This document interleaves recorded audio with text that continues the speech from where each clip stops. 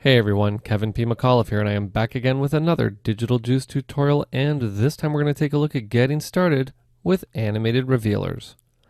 Now, as I started all of my getting started with tutorials, I've got to remind you that if you haven't downloaded the most recent version of the juicer, you need to head on over to the Digital Juice website and download it. It is an absolutely free download for Windows and for all version of Mac, including Mountain Lion, and as of this recording, the most recent version of the juicer is Juicer 3.89C build 250. Again, an absolutely free download for Windows and for all versions of Mac. Now, Animated Revealers is a downloadable product. So what does that mean for you? Well, what we're going to do here is just navigate up to the top of the Digital Juice website. I'm going to navigate up to the login screen. I'm going to log in here as myself. There we go. I can simply say sign in. Once I'm signed in, I can navigate up to my account. What I can then do is head on over to the left-hand side to the Digital Juice download section of the website. Inside here, you'll see I have my product located right here, Animated Revealers, Volume 1. What I can do is navigate right down here to show available files for download, and you're going to see that there are 5 parts to Animated Revealers. They all range about 2.5 gigabytes, except for the last part, which is about 1.5 gigabytes. So what's going to happen is you're going to download all of these elements from the Digital Juice website onto your computer. Obviously, your download speeds will vary depending on your internet connection. And once you have them downloaded, we're going to want to head into the juicer and install this product. So let's do that right now. Okay, so let's Alt-Tab into the juicer. Obviously, a Command Tab for all of my Mac friends out there. Now, the first thing we're going to obviously need to do is to install Animated Revealers. What we're going to do is navigate up to File, and most people think we're going to come down to Install Products, but we're not going to do that. Why?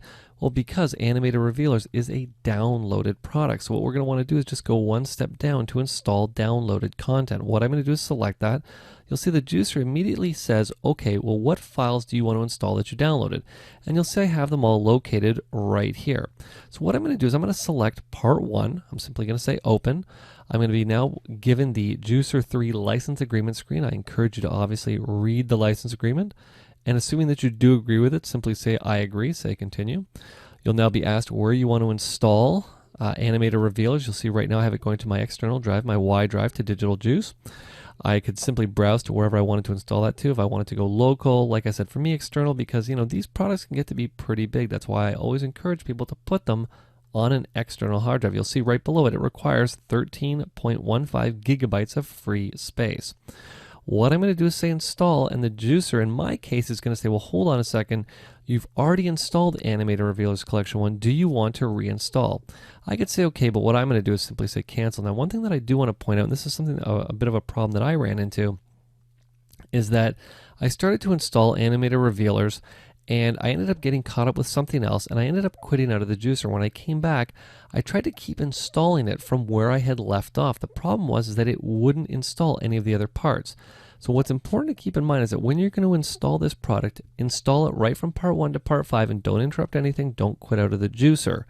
Do the whole installation in one shot to make sure that you get everything in there, because if you don't, you're going to need to go back and do a reinstall. I just wanted to get that out of the way, just in case anybody runs into the same problem that I did. Okay, now that we have the product installed, we can actually go and take a look at the elements associated with it, and they're actually located, of course, right over here under the Animated Revealers section inside the juicer. I'm going to select Volume 1. Anytime I see Volume 1, I always get excited because I know that there's probably going to be more volumes coming down the pipeline. And what we can do now is simply select any one of the revealers. Let's just select Arrow Vision. I'm just going to select it right there. I can now hit play to preview the element. Now, in most cases, when we do getting started with tutorials, what I can do is I can right-click on the element and tell you all the different things that you can do with it, but you're going to notice now we only have 2 options. One is Add Items to Batch, and the other one is Info. So you'll see I just call up the info. It just tells me the name of the file, what it's from, its duration, the file name, and what disk ID has been associated with it. In most cases, you're not even going to do that. All you're going to do is you're going to select one of the Animated Revealers, and I think I'm going to select, why don't we select Double Slam here? I'm just going to drag it over here into the batch panel, and once I'm ready to go, maybe I have 4 or 5 different elements that I want to take over here, I'm simply going to say Settings. So let's set this up to export as 720p 2398 with an alpha channel. What we're going to do is we're going to navigate over here to our preset. I'm going to click on it to drop it down. I'm going to come down to 1280 by 720, 24, but instead of being 24, I'm going to select 23976. Now what's important to keep in mind is that as soon as I did that, you'll see that what's happening over here inside of the preview panel is that the element itself has been shrunk down. You'll see the bounding boxes on the left hand and the right hand border of the frame. The element's been shrunk down to fit inside a 1280 by 720 frame size, and you'll see that over here the scale inside the layer options has been adjusted to reflect that. I just wanted to point that out so that you see that. Now in this case, I'm going to leave the duration as the normal speed. You'll see the normal speed is 1 second, 20 frames. I can obviously get in, I can do that very slow. I can do it slow, the normal speed which I'm at, fast or very fast, but I think normal is pretty good. Most of these animations look their best on the normal setting. Now, like I just said, what's going on with the layer? You know, you can get in, we can obviously shrink this down even more. We can rotate it if we wanted to, but I'm going to leave it the way that it is. Last but certainly not least, what I'm going to want to do is come down to the bottom to the output. And the first thing I'm going to want to do is make sure that the field order, in my case, is set to none because I'm working in a progressive format. The next option I have is QuickTime Movie. You'll see if I drop that down, because I'm on Windows, I have a few extra options that you Mac users won't have. But in here, in most cases, you're going to stick with QuickTime. You might want to do, PNG or JPEG target sequences depending on who's going to be working on this file. Like I said, in my case, we're going to stick with QuickTime Movie. Now, we're going to want to make sure that the codec that we're using is set up to use an embedded alpha channel. Now in this case, I'm going to use the animation codec just because it's sort of a universal codec that's, once it's put into the file, it's understood by pretty much every application out there. So what I'm going to do is simply click on Format Options. You'll see we are using the animation codec. We're at 24 frames per second. The most important part of embedding the alpha is to make sure that you're using not millions of colors, but millions of colors plus. What I'm going to do is now say OK. I'm going to set the alpha type to be pre-multiplied. I'm going to set the output location to be, of course, the desktop, which is good for right now. And I'm just going to leave the file name as double slam. Why not? All I'm going to do now with the element selected is I'm going to simply say render selected. You'll see the juicer will just take a couple seconds here to export this element. And now what I can do is just minimize the juicer. I'm not going to show me the containing folder. I'm going to say, okay, I'll minimize the juicer. There's the element on my desktop. I'll double click on it.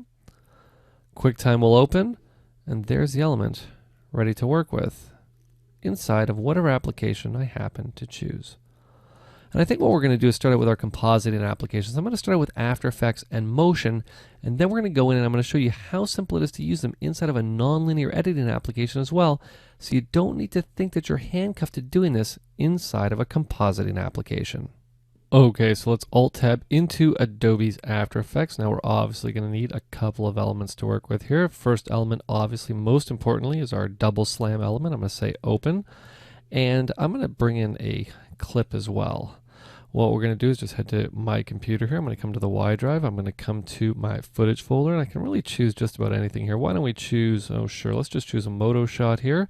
This, of course, is from Digital Juice's Video Tracks HD. What I'm going to do is just take this element, I'm going to drag and drop it onto the Create New Composition button just so that I have a composition with the exact same parameters as my footage here. And let's just create some text, nothing fancy here. I'm just going to come in, I'm just going to type in Moto, why not? Moto, just like that. And what we're going to do is just center this up in the middle of the screen. Let's actually turn my saves on here, turn title save, there we go, very cool. That's looking pretty close to being centered. Now, what I'm going to do with my double slam element is I'm going to bring this into my composition. Now, what's important to keep in mind with the composition that I'm working on, if I hit Control and K here, just make sure I have the timeline selected, I'm going to hit Control and K. This is actually a 960 by 720, 23976 comp. I'm going to simply say OK. And what's important to keep in mind with this element is that it's 1280 by 720, but After Effects is just going to reformat everything for me once I drop it in there. Now, what I also want to do is just double check to make sure that this element is actually keyable. I'm just going to come back here. There's the element. What I'm going to do is just say, show me the transparency grid. There we go. And you'll see this element is completely 100% keyable. Very cool. Now what I'm going to do here is I'm just going to turn on Moto for a second here, and you'll see that the animated revealer comes in right over top of that. Now, what we actually want to try to find, and this is something I always encourage people to do with a lot of these elements, is we're going to look for what I like to call the sweet spot of the element. Now, what do I mean by that? What I mean by that is that at some point in here, chances are this element is going to be completely full frame, and I think it was right there. Just like such. You'll see that the text is completely covered over by the animated revealer. So what does that mean? Well, that means we can actually take our text, we can put it right there. I can turn my background on, and we can actually decide to start this wherever we want to. I can start it down here if I want to. I'm just going to preview this here. You'll see it previews pretty quick, and there's our element that just comes onto the screen. Now, I purposely chose red for a reason. I'm going to show you why in just a second here. Let's just play this again here. Here it comes.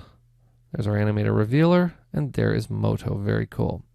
Now, we don't always have that luxury, and I want to show you how we can actually animate this on using the same animation that we used from the revealer itself. And it's actually a very simple technique to do. What I'm going to do is I'm just going to bring my text all the way back to the beginning of the timeline here. And what I'm going to do is I'm going to tell After Effects that I want to use the alpha information contained in Double Slam to animate on Moto. And how we do that is very simple. I'm going to make sure that I have Moto selected. I'm going to come over here to the track mat, and I'm simply going to choose Alpha Mat Double Slam. Now, as soon as I do, Moto disappears. Now, why is that? Well, what it's doing is it's looking at the alpha information embedded in Double Slam, and it's going to use that to reveal Moto, just like such. Now, you'll see we still have that sweet spot. Why? Because what happens is, remember, with the Double Slam, I'm just going to duplicate it here just so I can turn it back on, and I'm going to turn off my text here, is because it animates on full frame and then disappears. So what I'm going to want to do at some point is stop the text animating on so that it stays there on the screen. It's actually very easy to do. What we're going to do is just have it start to animate on, and once it gets full frame right there, what I'm going to do is I'm just going to split this layer by hitting Control Shift and D on Windows, Command Shift and D on the Mac. Now I need to make sure that I turn off my alpha mat here, and what's going to happen now is that my element is going to animate in, and then it's going to stay there just like such. But obviously I need to have the revealer as well. So I'm going to turn the revealer on just like such, and you'll see now the revealer comes in and reveals the element. Now, why would I want to do this instead of just having it cut on? Well, obviously cutting on is the very easy way to do this.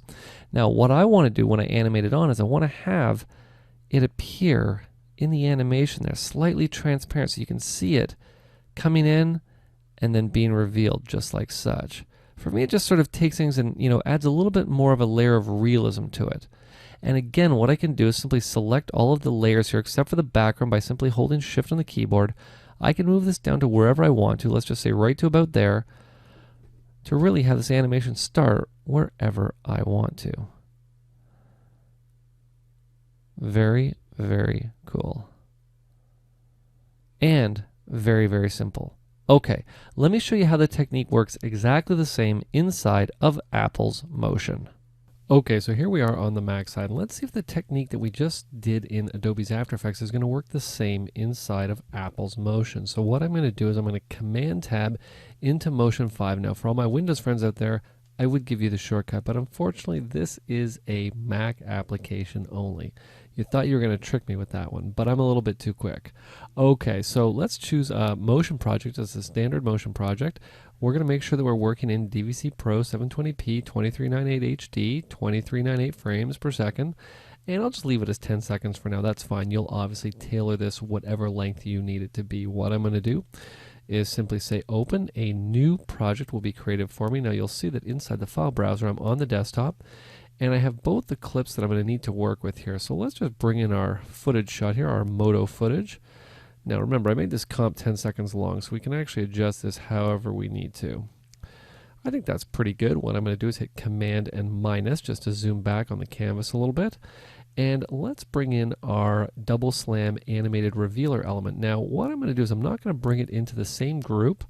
We're going to bring it up here and we're going to drop it right above that group to put it into its own group. And you'll see there's the element right there.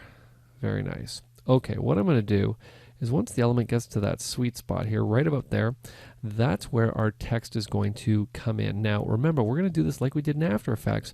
We're actually going to have the matte or the alpha channel reveal the text. But I need to know where it's going to be full so we can set our text up.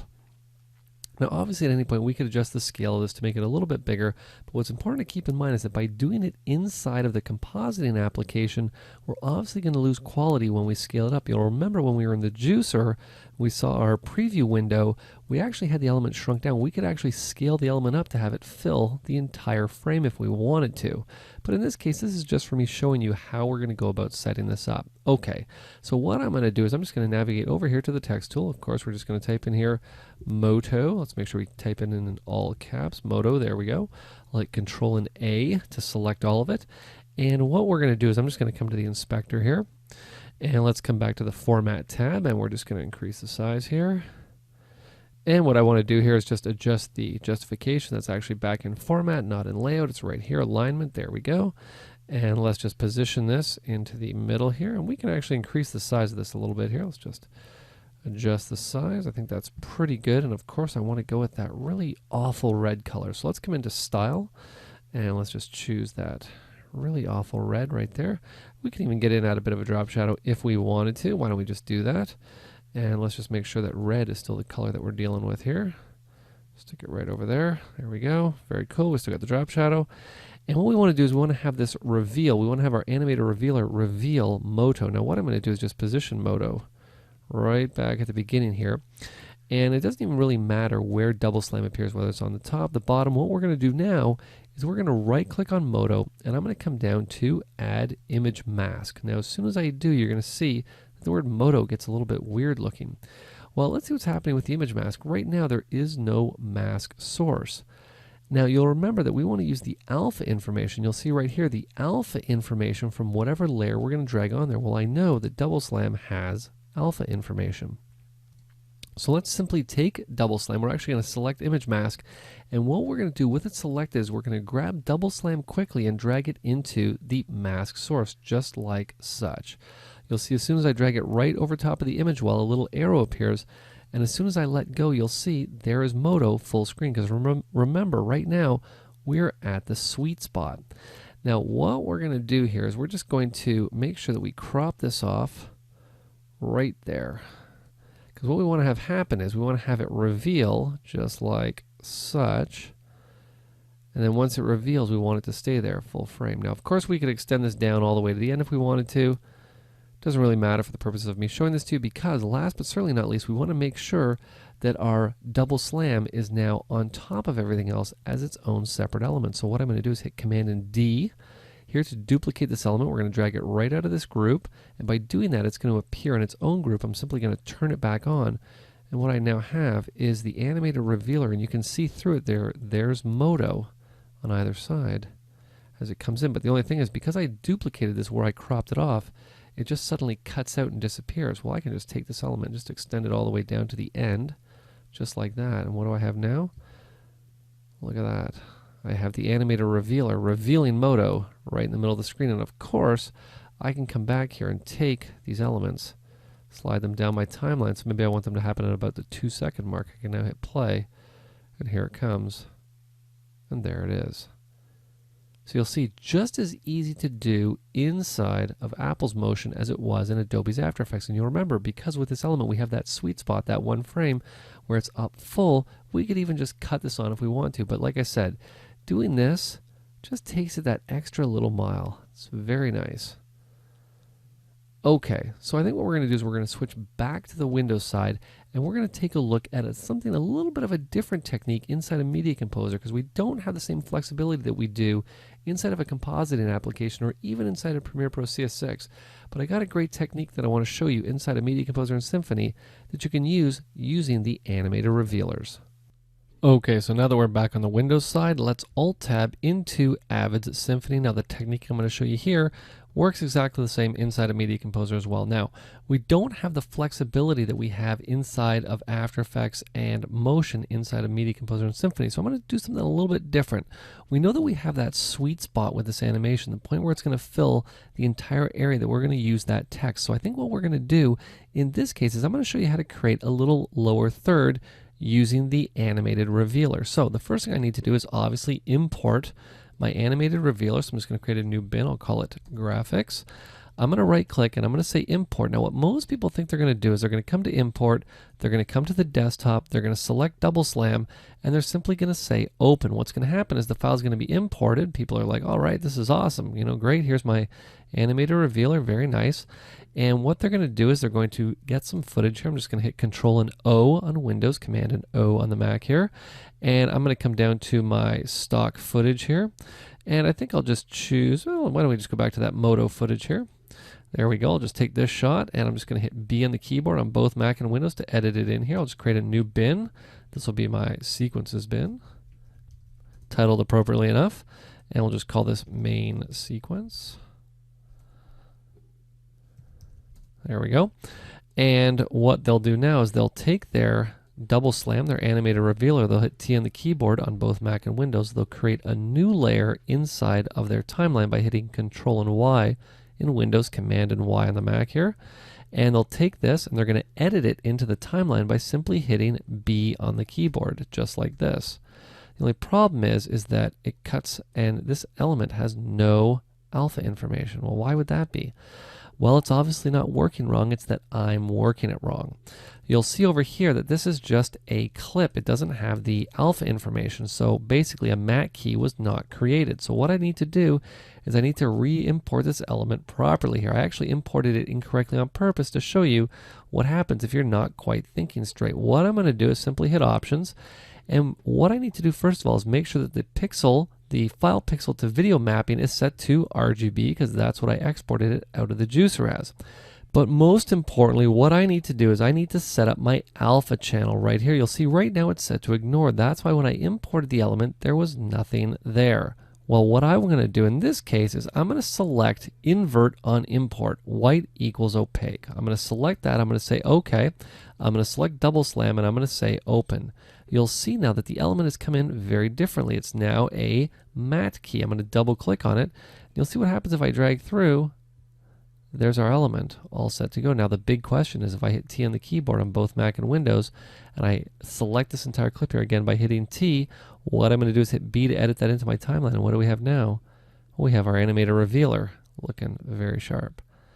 Now, obviously, like I said, what I want to do is I want to create a little bug in the lower left-hand corner. Why don't we just use the lower left-hand corner? Why not here? I'm just going to step into effects mode here for a second by hitting Shift and Y on the keyboard. Now, that's my shortcut for effects mode. If you don't have effects mode mapped to your keyboard, you can simply find it right here inside the composer window, or you can find it right here at the top of your timeline. Now, the reason I came in here is because I just want to turn my grid on because I'm going to put my text in the lower left-hand corner. So let's create a new title. I'm going to come up to clip. We'll say new title.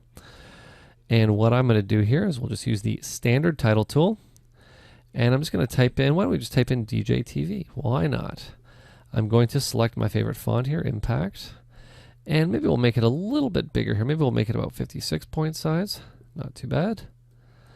And let's give it a drop shadow here, value of 2. And we'll soften that up here by hitting Control Shift and H on Windows, Command Shift and H on the Mac. We'll just say apply. Very nice. Let's put this here, say OK, in the lower left-hand corner. Now what I'm going to do is just save this out here, and we're going to stick this into graphics, of course. We'll call this DJ TV. I'm going to say save. And now obviously this is going to be revealed by my animated revealer. So what I need to do is hit Control and Y on Windows, Command and Y on the Mac. And I'm going to use my Smart Tool here, my segment mode of overwrite, to lift this up onto video layer 3. Now why would I want to do that? Well, because I want to put DJ TV right in underneath it. What I'm going to do is I'm just going to select a point somewhere inside of the title. Now what's important to keep in mind is this title is 2 minutes long. So I'll just pick somewhere about here in case I wanted to dissolve it in. And let's just choose where we're going to want this bug to come in. Maybe we'll have it come in about there. And we can even have it stretch down to the end here. That's fine. And what I'm going to do is hit B on the keyboard on both Mac and Windows. And this is going to be the point where it's going to be appearing. So what I need to do is to see where this element appears full frame. And it looks like it appears full frame right about there. What I'm going to do, and this is a great technique that you can use all the time in situations like this, what I'm going to do is I'm going to add an edit here onto this clip. Now I have add edit as a shortcut on my keyboard as F6. If you don't have add edit mapped as a shortcut, you can actually find it right here. Now why would I do that? Well, what most people do when they want to try to figure out where they want something to start exactly is they start trying to drag it down and they're trying to, finitely adjust it and all this type of craziness, and you don't need to do any of that. What I'm going to do is I'm just going to lift the first part of that clip out, and what I can do, since I know where this is going to be full frame, I can actually just hold Control down on Windows, Command down on the Mac, and snap it right there, and you'll see now this is full frame, and I know where it's going to completely reveal DJTV. What I'm going to do now is simply step into effects mode, Shift and Y again, effects mode right here, effects mode right here. And what I like to do is actually work in the 3D tool. So what I'm going to do is promote this title to 3D. And once I've promoted it, what I'm going to do here is I'm just going to make sure that if I come up here to the upper right hand corner that scale is selected. What we're going to do is shrink this element down a little bit. And once we have it down about where we're going to want it to go, we're just going to position it right over top of DJTV, just like such. But of course now the big problem I have is that right now it just cuts on not quite the way we want. Well, now all I have to do is simply step into trim mode by hitting U on the keyboard on both Mac and Windows. I can just drag the start of that clip all the way back, and I can come in and hit the space bar, and guess what I have now? I now have a bug in the lower left hand corner that's animated on by my animated revealer. Very cool, and again, very simple to do inside of a non-linear editing application. Okay, so let me show you how simple it is to work with animated revealers inside of Premiere Pro CS6. Okay, now I guess the big question is that how similar is it going to be to do the technique inside of Premiere Pro as it was doing it inside of After Effects, since they are very similar in the way they handle footage. So let's take a look at this. What I'm going to do is Alt-Tab into Premiere Pro CS6, and obviously we're going to need some footage to work with, so I'm going to say Import. I'm already in my Moto footage folder, so I'm simply going to say Open. We'll just grab that first clip here, and of course I'm going to right click again and say Import. We're going to head right back to the desktop here, and there's our double slam footage. And what we're going to do is take our Moto footage. I'm going to drag it and drop it into my timeline here.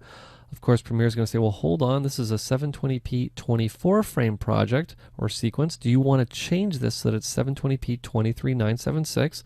I'm going to say change the sequence settings. And the next thing I'm going to need is a title to work with. Again, I'm going to go with that bright red title so that we can see if this technique is going to be exactly the same. What I'm going to do is come up to new title. It's going to, of course, be a default still. We'll just call this Moto. I'll say OK. And let's just type in again, Moto. I'm going to Control A to select everything. Obviously, Command and A on the Mac for all my Mac friends out there. And what I want to do is I want to select Impact. I always like use an impact in all my tutorials, and what we're going to do is just position this roughly dead center in the screen, kind of like that, and I'm going to make it that nice, really awful red color that nobody would ever use to save their life. Let me tell you. What I'm going to do is I'm just going to close the title tool. There is the title right here, and what I'm going to do is I'm going to take that title, we're going to drag it right down here into our timeline. I'll just position it roughly about there. Let's just zoom in on the timeline so we can see what's going on. Very nice. It just cuts on now. We're obviously going to have this animate on, and we want to have it animate similar to how we had it animate on in After Effects. Now, obviously, Media Composer and Symphony have certain limitations. It's more of an editing application than a compositing application, but Premiere Pro, we have a lot of the capabilities from After Effects inside of our Premiere Pro timeline. So let's see if we can do this. What we're going to do first of all is we're going to bring in our double slam element, just like such. I'm going to drag it and drop it into the timeline, and you'll see here it comes in and reveals. Now, of course, we could do the usual cut it in at any point, but what I want to do is I want to see this inside of the actual effect itself, or inside of the actual reveal itself. So what we're going to do is we're going to select our title, the Moto title. I'm going to come over here to Effects. I'm going to drop down Video Effects. And what we're going to do is navigate all the way down to the keying section right here. And I'm going to come all the way down to the bottom to Track Matte right here. We're going to take Track Matte. We're going to drag it and drop it onto Moto, just like such. Now, once I have it on Moto, we're going to make sure that Moto is what is up here inside the preview window, and I believe it is. I'll just double click here. Let's actually come back here. What I'm going to do is hold Control and double click. Let's come back to the effects controls, and it is. There's our track map. Now, the only thing we really need to tell the effect is what layer do we want to use as a track matte. And in this case, we're going to use Video Layer 3. So what I'm going to do is I'm going to switch the matte to be Video 3. And as soon as I do, there's Moto. But check this out. Look at this. It actually animates on with the revealer. Very cool. So what I'm going to do is I'm just going to come down here to my timeline here. I'm going to right click. We're just going to add a video track. We're not going to add any audio tracks, just one video track here. Let's actually set this to be 0. It's actually the submix tracks, and there's our audio track. The video track, we're actually going to add 2 tracks, I think, just to make sure here. I'll say OK. Very, very cool.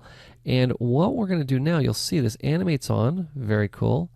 But what happens is once it gets to here and it's full frame, we want it to stay because remember, it's going to animate off. So what I'm going to do is once we get to this point, I'm just going to razor blade this layer. I can actually just take it and just drag it back right to that point there. Because what's going to happen is it's going to come right to that point and then stay on the screen for as long as I desire it to. We can just drag this down, obviously the end frame, there we go. And all I'm going to do now is I'm going to take this element here, we're going to copy it, and what I want to do is I want to paste it onto video layer 4. Because what's important to keep in mind now is that it's not being used as a track mat, it's just animating on, like such. Very, very cool. What I want to do though is extend it down, so what it does is it comes in and you can see underneath, there's Moto right there, and then it animates to reveal it like such and disappears. Now I could render this out, but you get the idea of how this works. Very cool, very quick, and very simple.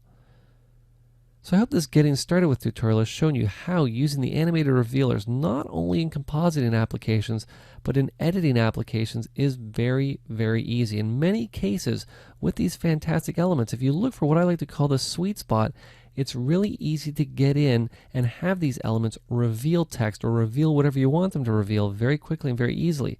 But you also see on the flip side that in certain cases we can actually have those revealers animate on our text to really take it to the next level and really wow and amaze your clients every time. So if you have any questions, you have any comments, or you have any tutorial requests, you can head on over and post them in the Digital Juice forums.